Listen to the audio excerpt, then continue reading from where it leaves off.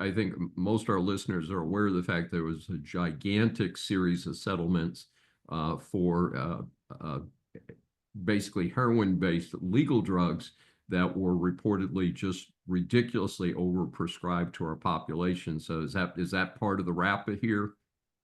Yeah, so the opioid settlements have been a big deal.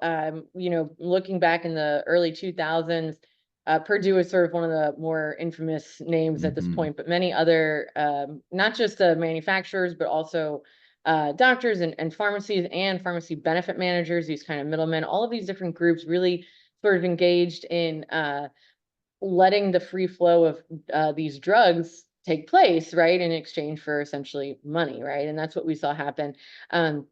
We also saw that not only did that was kind of the supply side, this massive influx of supply of these substances, but also there was a strong demand for them.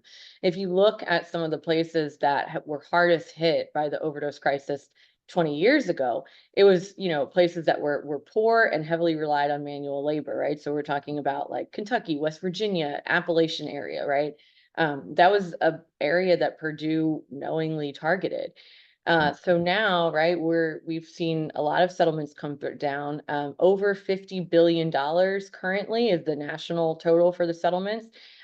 We still expect more down the pipeline. And so that money is going to be really critical to helping the nation respond to the crisis, which has really sort of moved away from those prescription opioids to, illicitly manufactured fentanyl and other substances like methamphetamine.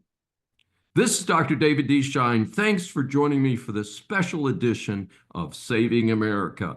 Remember, a new Saving America show is aired on the Brushwood Media Network every Saturday at 11 a.m. Eastern Time.